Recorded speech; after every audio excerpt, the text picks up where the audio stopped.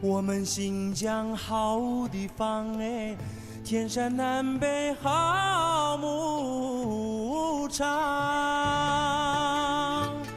戈壁沙滩边两天。嗨，大家好，我是丫头子。昨天有回来嘛，然后晚上下了过雨，我们这个好久没下雨了，干旱，麦子减产，然后牧场就是山头上都被晒得红红的，就剩土了。今年是大旱，真是不好的一年。牛羊的养殖成本又高了，然后这个麦子减产，其实对老百姓也好，牧民也好，他们的生计影响是特别大的。我今天来到了我家这个山顶上，这个风景特别美，想看一下这个雪山的风景，给大家看一下。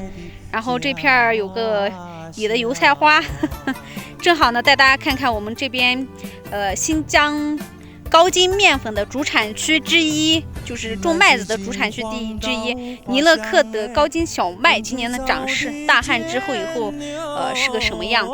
我现在给大家放大了看，那个就是雪山。昨天晚上我们底下下了雨，温度特别低，10来度，特别冷，穿的棉衣。然后每次底下一下雨呢，它上面就下雪。我很小的时候，雪山的雪到7月份才化。现在的气温可能，气候慢慢的变暖的原因，这个雨水也少了，雪也少了，河水也在减少。看雪山的景色。山顶的那都是雪，这个是天山山脉北部的一部分。山上有雪莲呀，有鹿呀，有狼，还有野猪，特别多。大家可以看到今年旱成什么样了，那个山上全都是晒的都剩土了。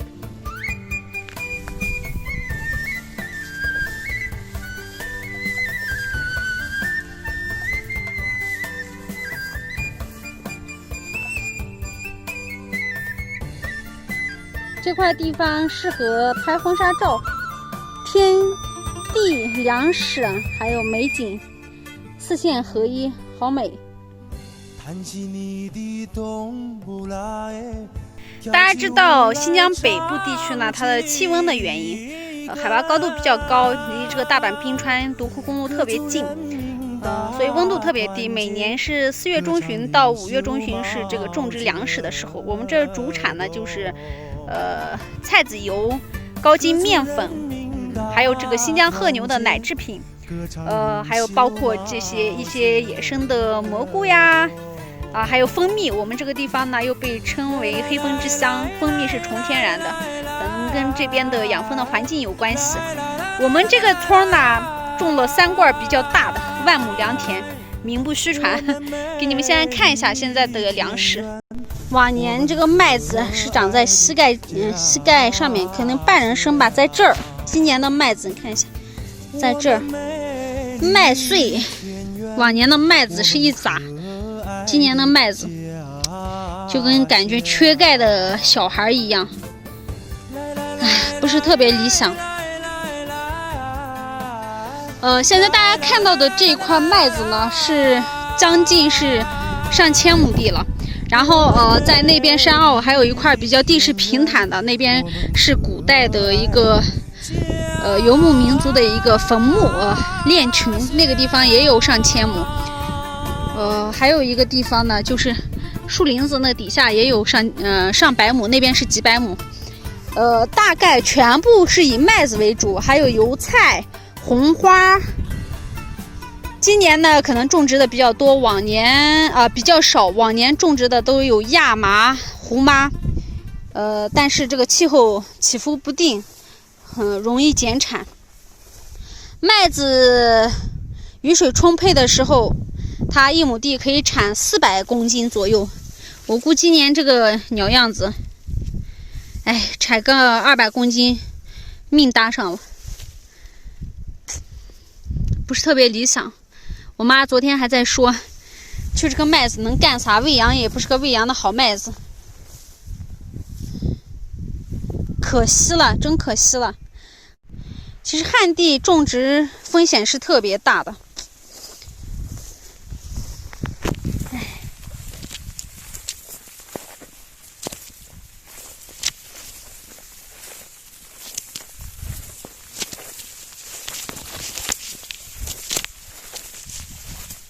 有些朋友有问我啊，你们还养羊呀？没有麦子也无所谓。其实这个粮食跟牛羊的养殖成本它是一个利益链条。粮食的麦秆，还有这个麸皮，它都可以作为牛羊的冬天的饲料。然后今年干旱，草场的草是晒死了，那么第一呢，冬天的草料就断了。如果这个麦子再减产的话，那么就是更难上加难，只能靠去买。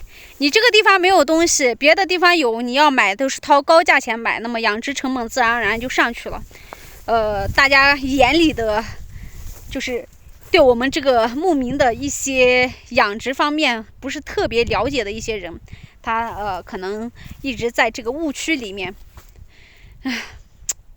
养殖不好养哦，就跟你们没有了收入、断了生计是一样的。每年这个天灾给牧民和种植户来说，正儿八经的是灾难。打药、施肥各方面，地里下了血本。老百姓、农民的心在滴血呀。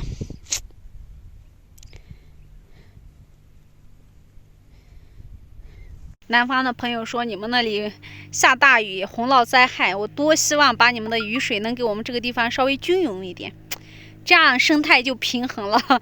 而且呢，我们这边的老百姓也看到希望了，也不至于这么悲催。